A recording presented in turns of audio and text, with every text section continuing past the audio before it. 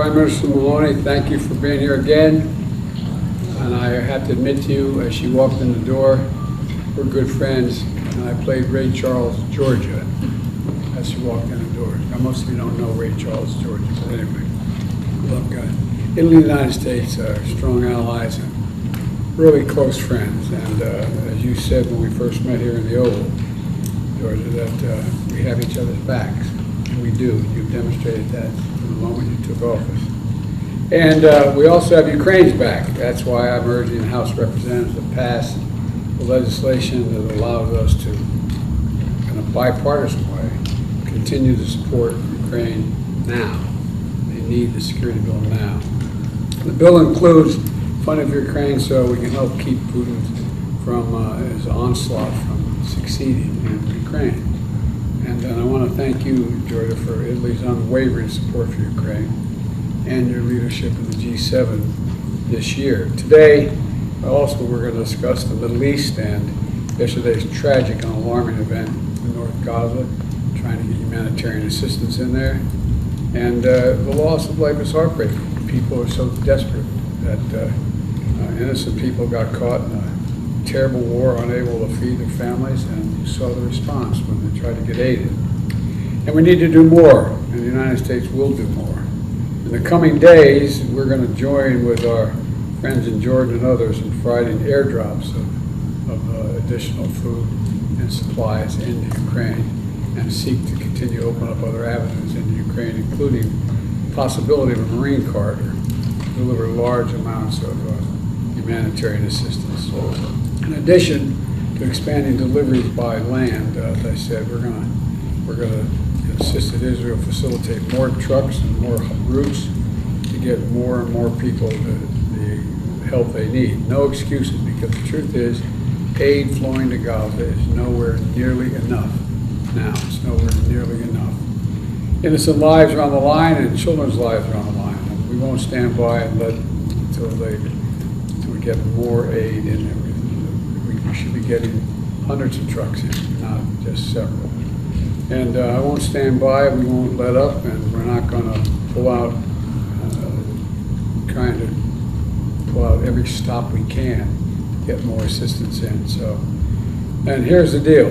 We've been working, and hopefully we'll know shortly, and I know you've been informed. We're trying to work out a deal between Israel and Hamas, the hostages being returned, and immediate ceasefire in Gaza for at least the next 6 weeks, and to allow the surge of aid to the entire Gaza Strip, not just the South, but the entire Gaza Strip. And so, Giorgia, we have a lot to discuss today, and then we're talking about everything from China and on, but I'm happy you're here and delighted that you came back. I know you're on your way to Canada, right? Yeah.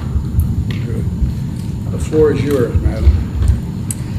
Well, I'm delighted to be here today in my capacity as a G7 chair, and I look forward, Joe, to hosting you in Puglia next June for the Leaders Summit. I'm working on a concrete and substantial G7 summit. We intend first and foremost to reaffirm the rule-based international order, defending freedom and building peace for Ukraine. And in doing this, I think we need to tackle the narrative that wants the West against the rest. So the dialogue, our dialogue within the G7, within the global South is essential. The crisis in the Middle East is of the utmost concern. We need to coordinate our actions in order to avoid an escalation, and in this regard, we do fully support the U.S. mediation efforts.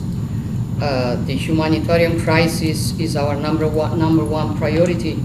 Italy is concentrating its contribution on this. Meanwhile, we are cooperating with all regional actors that must be part of any future outcome. We should work together on concrete steps to guarantee the two-state perspective, which is the only long-term sustainable solution.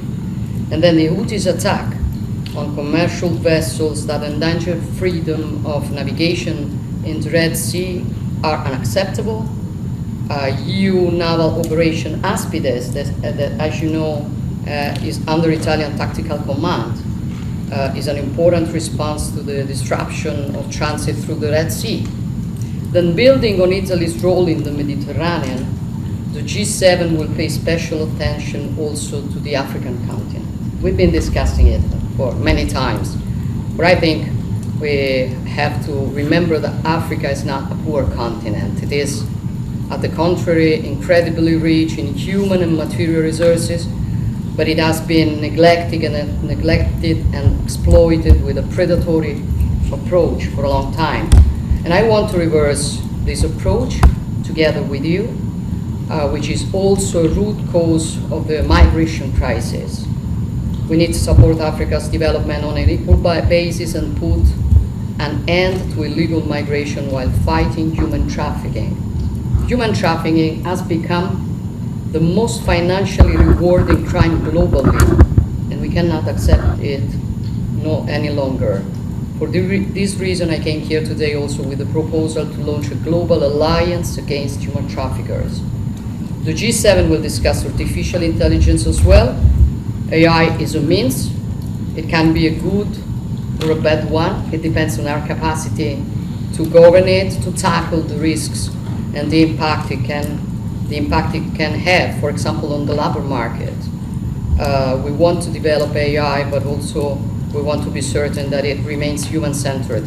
And then, last but not least, I came here to boost our strategic cooperation. And our relations are enriched by the presence of more than 20 million Italian Americans. During our last meeting here in Washington, we said we wanted to improve our bilateral cooperation and our trade, and we did it. For in 2023, our bilateral trade reached the highest amount ever with $102 billion of exchange. So I think we did a good job, but I also think that we can do even better. And I hope this will be our mutual goal for this year. Thank you, Joe. Well, it is, and I tried to help. I married an Italian American. Thank you all very much.